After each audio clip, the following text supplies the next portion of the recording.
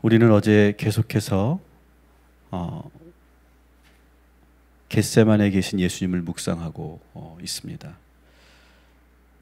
어제 말씀드린 것처럼 모든 공간복음에서는 겟세마네에서 기도하셨던 예수님의 이 모습을 모두가 증언하고 있습니다. 그런데 그 현장을 바라보는 관점이 약간의 차이가 있다라고 하는 것을 어제도 말씀드렸습니다. 누가는 습관대로 감람산으로 올라가신 것에 초점을 맞추고 계십니다. 반면에 오늘 우리가 보고 있는 이 마가복음과 또 마태복음은 겟세마네 동산에서 기도하시는 예수님이 아주 괴로워하시는 장면을 중점적으로 다루고 있다라고 하는 것이 큰 차이라고 볼 수 있습니다. 오늘 우리가 읽은 본문에서는 예수님께서 다양한 감정을 드러내신 것을 우리가 보게 됩니다. 다시 한번 우리 14장 33절부터 34절까지의 말씀을 같이 봉독해 보도록 하겠습니다. 베드로와 야고보와 요한을 데리고 가실새 심히 놀라시며 슬퍼하사 말씀하시되 내 마음이 심히 고민하여 죽게 되었으니 너희는 여기 머물러 깨어있으라 하시고 아멘. 아주 놀라워하시고 심히 슬퍼하셨다 이렇게 표현하고 있습니다. 놀라워하셨다라고 하는 이 표현은 다른 성경 표준 세번역 성경으로 보면 두려워하셨다라고 이렇게 번역이 됩니다. 예수님은 지금 두려워하고 계시고 아주 심히 슬퍼하고 계십니다. 또 34절에 보면 마음으로 심각하게 고민하고 있습니다.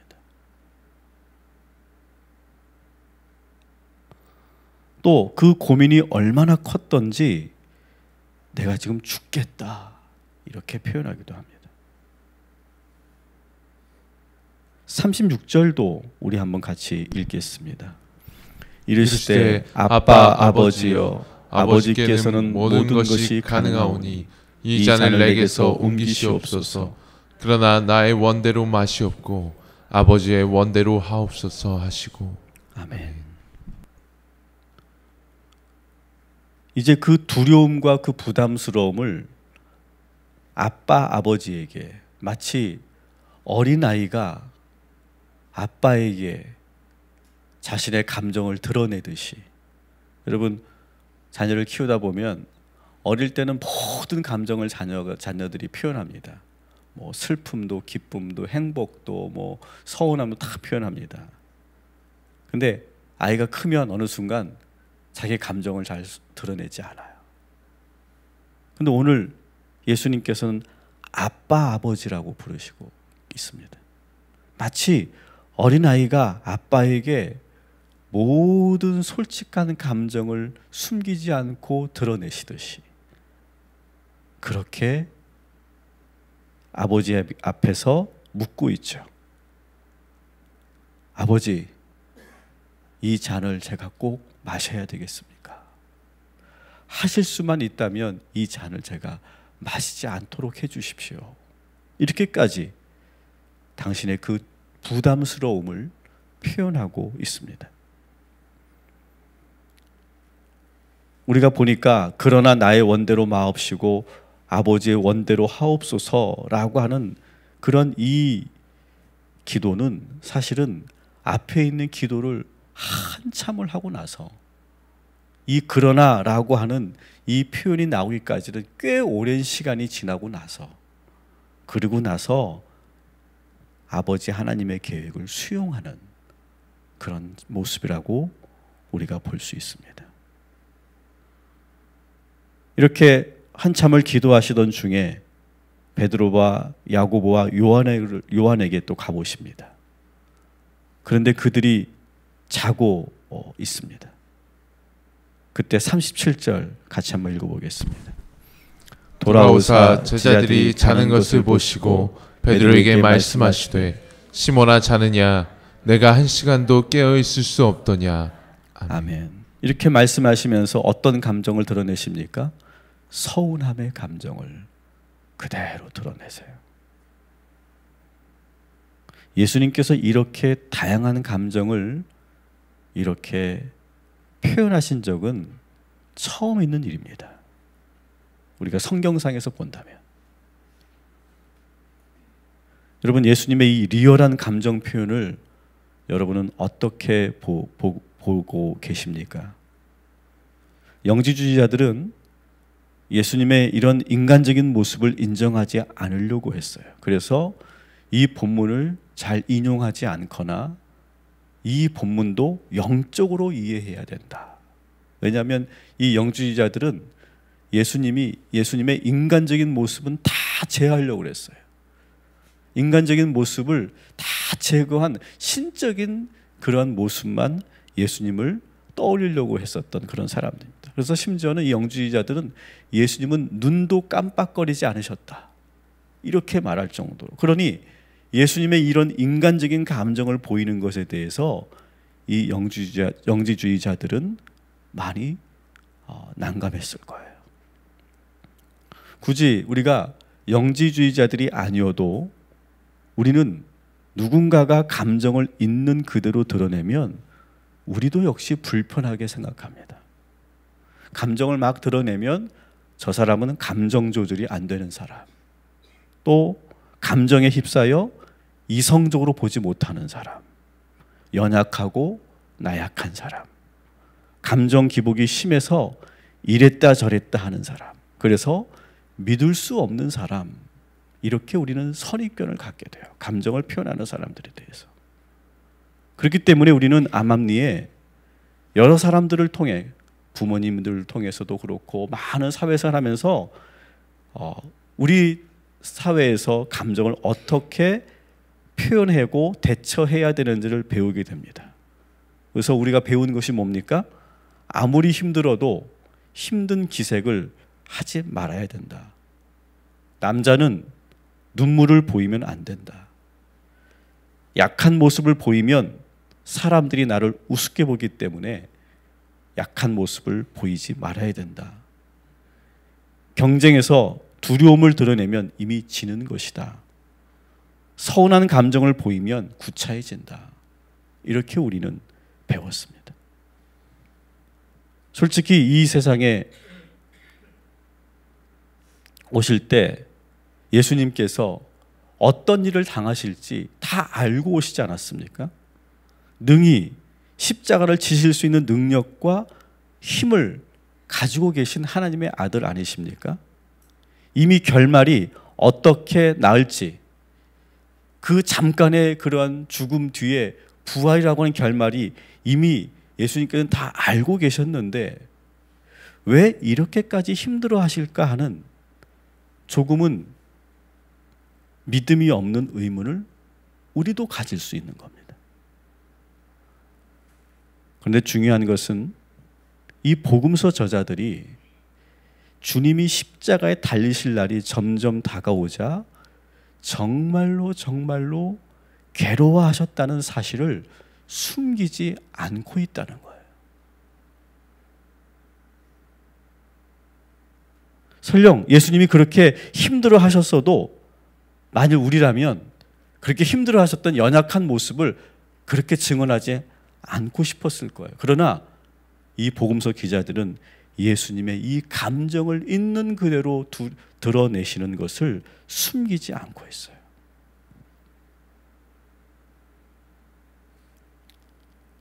복음서 기자들과 그렇고 예수님도 그렇고 당신이 이렇게 고뇌하시는 그런 모습이 절대로 영적인 권위를 떨어뜨린다고 생각하지 않으시는 거예요. 그리고 예수님을 믿고 있는 우리들이 예수님의 그런 감정을 드러내는 모습을 보면서 실망하거나 예수님을 하나님의 아들로 의심하지 않을 것이라고 하는 그런 분명한 확신 속에서 이 복음서 기자들은 예수님의 그 모습을 있는 그대로 드러내고 있는 거예요. 오늘은 예수님이 느끼셨고 또 매 순간 오늘도 우리가 수많은 감정을 느낄 텐데 그 감정들에 대해서 오늘 한번 묵상해 보도록 하겠습니다. 따라합시다. 감정은 나쁜 것이 아닙니다. 그런데도 우리는 감정을 안 좋은 거라고 생각하는 경향이 있습니다. 그래서 지금 이 감정이 빨리 사라지기를 원합니다. 빨리 감정을 바꾸는 방법을 찾으려고 해요. 그래서 저도 한때는 이 감정을 바꾸는 방법에 대해서 여러 기관에서 제가 훈련도 받고, 그래서 이 불편한 감정을 바꾸는 방법을 여러 가지로 제가 공부도 하고 강의도 해본 적이 있습니다. 그런데 감정을 그렇게 빨리 바꾸는 것이 그렇게 좋은 것은 아니었어요. 근데 우리는 자꾸 감정을 빨리 바꾸고 싶어 하고 밀어내야 되고 억압해야만 한다고 생각합니다. 더구나 이 부정적인 감정을 느끼는 것은 매우 불쾌한 경험이라고 생각합니다. 심지어 우리 그리스도인들은 이런 부정적인 감정을 느끼는 것은 믿음이 없는 거라고 생각하고 심지어는 죄라고까지 여기게 됩니다. 만일 이런 시각으로 본다면 오늘 예수님이 느끼셨던 이 수많은 감정을 우리는 어떻게 설명할 길이 없어요. 감정은 나쁜 것이 아닙니다. 감정은 자연스러운 것입니다. 오히려 우리가 살아있다는 증거입니다. 우리가 수많은 감정을 경험하고 있다는 것이 여러분 얼마나 큰 은혜인지 여러분 잊지 마시기 바랍니다. 또한 이 감정은 우리들에게 많은 그러한 정보와 메시지를 줄 때가 있어요. 특히 이 두려움 혹은 이 공포라는 감정은 우리 뇌에서 편도핵이라고 하는 곳에서 이 공포의 감정을 관장합니다. 우리는 공포를 느끼는 것을 우리는 상당히 불쾌하게 생각하죠. 그러나 이 공포를 느끼는 것은 나의 생명을 보호하는 아주 중요한 감정이에요. 공포를 느끼기 때문에 우리가 조심하게 되는 거예요. 긴장하게 되는 거예요. 사태를 파악하게 되고 그리고 거기에 대처할 수 있도록 도와주는 것이 이 공포라고 하는 감정이에요. 그래서 편도하게 문제가 생기면 그는 아주 위험한 일을 당하게 됩니다. 생명의 위협을 겪게 되는 것이죠. 여러분, 슬픔이라는 감정도 마찬가지입니다. 슬픔은 어떤 표현이 드러납니까? 눈물을 흘리게 됩니다. 사람은 때로 울어주어야 돼요. 울어야 해요. 눈물은 우리의 마음을 정화시키고 또 묵은 감정들을 씻어내는 역할을 해요. 그런데 만일 슬픔의 눈물을 흘리지 못하면 감정이 계속 쌓이게 되는 거예요. 분노와 짜증도 마찬가지예요. 분노와 짜증도 적절하게 표현할 수 있어야 돼요. 내가 화가 나 있고 짜증나 있다는 사실을 상대방에게 알릴 필요가 있을 때가 있어요. 그래야 우리를 함부로 하지 않기 때문에 그래요. 그래서 스스로 나의 경계선을 만들어내는데 이 분노와 짜증은 오히려 좋은 기능을 하게 되기도 합니다. 외로움을 느낀다. 외로움은 나의 관계를 돌아보는 계기를 마련해 줍니다. 지금 나의 관계에 문제는 없는지, 무엇을 노력해야 하는지 돌아보게 하는 것이 또 이 외로움의 감정이에요. 그래서 감정은 하나님께서 우리들에게 만들어주신 선물임을 여러분 기억하시기 바랍니다. 그리고 우리가 건강하게 살아있다는 증거예요. 여러분, 감정을 느끼지 못한다. 상상해 보십시오. 그게 살아있는 걸까요? 눈만 껌뻑거리고 숨만 쉰다고 그게 살아있는 겁니까? 우리는 수많은 감정을 느끼기 때문에, 희노애락을 느끼기 때문에 우리는 살고 있는 거고, 또 내가 슬픔을 느꼈기 때문에 기쁨이 있는 거고, 고통을 내가 알기 때문에 내가 지금의 이 상황이 은혜인 것을 우리가 알게 되지 않습니까? 오늘 하루 여러분 수많은 감정을 느끼며 사실 텐데, 좋은 감정을 느끼는 것도 좋은 일이지만 여러분 불편한 감정을 느끼신다고 해서 놀라워하거나 당황하거나 지나치게 억압하지 말고 그것을 잘 적절하게 표현할 수 있는 감정 연습을 잘 해보시기를 지금 여러분들에게 부탁을 드립니다. 자, 그러면 기본적으로 어떻게 우리 그리스도인들은 이 감정을 연습해야 될까요? 자신의 감정에 솔직해지는 것이 매우 중요해요. 우리는 자기가 느끼는 감정을 자신에게도 속일 때가 있어요. 나에게도 그 감정을 드러내지 않으려 할 때가 있어요. 근데 오늘 예수님은 당신이 느끼는 감정을 충실하게 숨기지 않고 느끼시고 계세요. 두려움도 느끼고 계시고 슬픔과 서운함을 회피하지 않고 그대로 느끼고 계세요. 이 겟세마네 동산은 기도하는 곳이었고 동시에 당신의 감정을 모두 쏟아내는 그러한 회복의 장소, 힐링의 장소였던 거예요. 사랑하는 성도 여러분, 오늘 우리가 있는 이 장소가 겟세마네인 줄 믿으시기 바랍니다. 여기서 여러분 예수님처럼 기도하시고 예수님처럼 여러분의 모든 감정들을 다 쏟아내며 기도하시기 바랍니다. 숨김없이 여러분 자신도 속이지 마시고 하나님 앞에 모든 감정을 쏟아내시기 바랍니다. 찬송가 가사에 보면 주 예수께 조용히 나가 내 마음을 쏟아놓으라고 말씀하고 계세요. 여러분의 모든 마음을 쏟아놓으면 여러분의 마음이 시원하고 가벼워질 뿐만 아니라 그 순간 하나님의 위로하심과 하나님이 주시는 참 평화를 경험하게 될 줄 믿습니다. 여러분, 우리가 감정이 쌓여 있잖아요. 감정이 막 이렇게 올라와 있잖아요. 그러면 성령의 은혜도 경험하지 못해요. 이 감정이 꽉 짜여 있으면 성령께서 아무리 부어주시려고 해도, 아무리 주님께서 우리에게 평화를 주시려고 해도 그 평화를 경험하지 못하는 거예요. 여러분, 여러분의 마음을 오늘 이 시간 이 겟세마네에서 모두 쏟아내시기 바랍니다. 그리고 주님이 우리에게 주시는 새로운 기쁨의 평화를 누리시게 되기를 주님의 이름으로 축원합니다.